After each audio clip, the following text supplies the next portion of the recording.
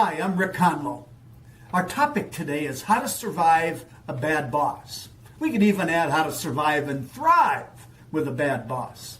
I know because I've had a few in my life, just as I'm sure that you have. You know, a few points I want to share is that horrible bosses aren't just in the movies. Did you see that movie about it? It was kind of funny. But the truth is, a bad boss is no laughing matter. I mean, they can be mean, they can yell and swear and scream, they treat you abusively, or they don't help you, they don't give you any opportunity for growth, they get in your way, they affect your pay, and then that all leads to negative emotions. You know, that negativity to the boss spills over on us with anxiety, frustration, and even a bad attitude that we could get. So I want to talk to you about how we can begin to turn that around. Now, research shows that 82% of managers fail out there. So there's lots of bad bosses to deal with. And the National Institute of Health shows that 77% of employees will say they have extreme stress at work. And the number one reason why people quit a job is they have a bad boss. So that begs the question, if you have a bad boss, why don't you just quit? Well, I say don't quit today.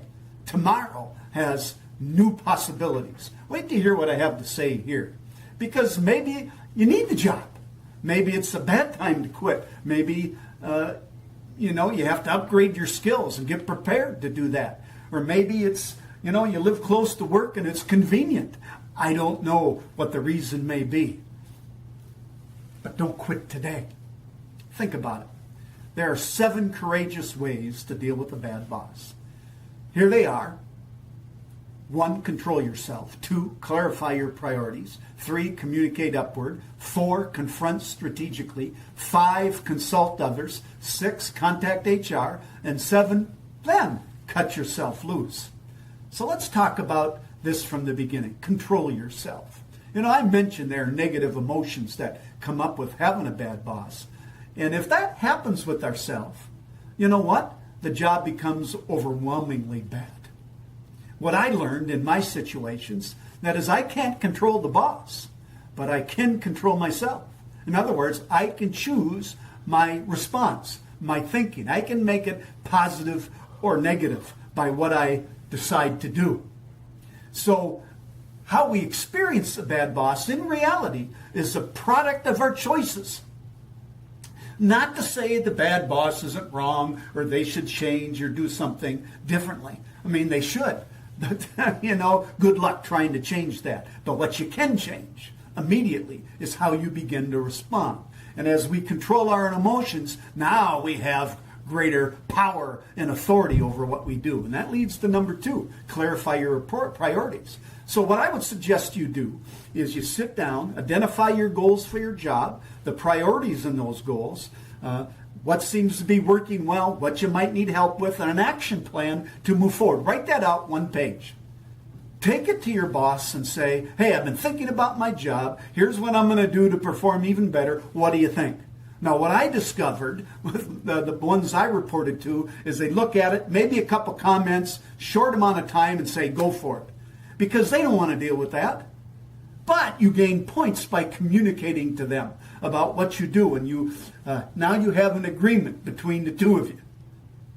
And then 3rd, communicate upward. That means no surprises with the bad boss. They don't like surprises. They get upset about them. They yell and scream, especially bad news. So what you do is make sure you have a meeting time set up. Once a week, every couple weeks, once a month, whatever you can get out of the bad boss where it isn't too much, just enough to keep them updated, and then, out of your hair, so to speak.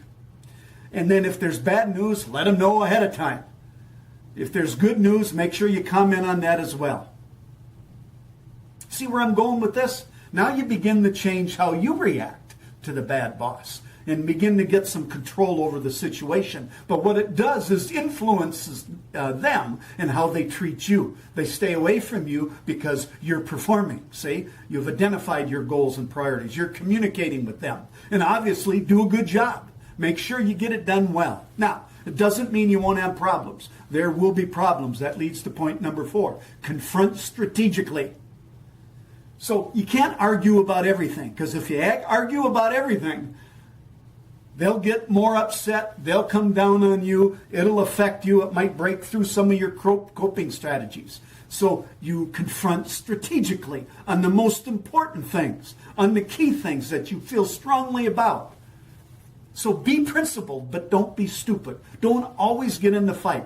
Do it where it's needed most on key areas that make the biggest difference in your job. Then number 5, consult others. You may want to talk to other people, preferably outside of work, because here's the thing. You talk to people inside about a bad boss and how they're treating you, guess what? Somehow the rumor mill will pick up on that. It'll come back to haunt you.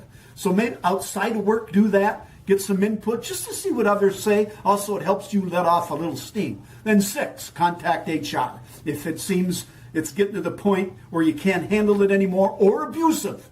Now, you got to remember this about HR. There's 2 kinds. One is they're employee advocates. Others, they're cops. If you have a cop organization and you tell them about that, they're going to be on the manager side. You're in trouble. It's not going to help. But if they're employee advocates, they'll help you, and then you can work through it. So you have to know which one it is. And then they can give you some support in dealing with this boss. Maybe the boss needs to go to training. Maybe they need some coaching. That's if there's an organization where you got that support. And number 7, you've tried all these. Maybe it gets better for a while. Maybe it gets better a long time. You can stick it out. Things change. Usually what happens with bad bosses is they either get promoted up because people think they're good and they like them being tough, or they get fired at some point in time. So you may want to take a look at what happens there. But if it becomes unbearable, cut yourself loose, but do it on your own time. Don't do it according to their approach. There's a story of this man who's walking down the road and he comes by a construction site. He sees this man with a sledgehammer pounding some rocks. He says to the guy, "What are you doing?" The guy says, "My job is to pound rocks." This man walking down the street goes to the next worker and sees him. He says, "What are you doing, sir?" This guy was doing a similar job.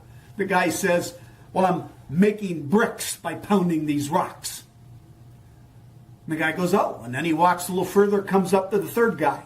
And he sees the guy doing the same job as the other 2, pounding rocks. And he says to the guy, "What are you doing, sir?" He says, "I'm pounding these rocks because I'm making a cathedral."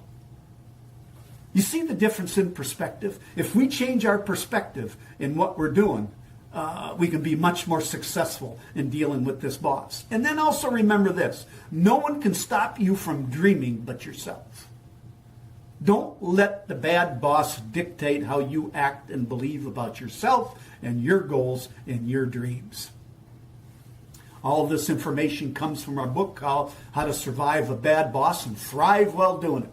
I encourage you to check it out. I have this vision that soars on golden wings. I visualize your achievements and your legacy that sings. I do not know all about your awesome goals or your persistent efforts to raise the bar. I only know you can be the best, a superstar. Thanks for coming.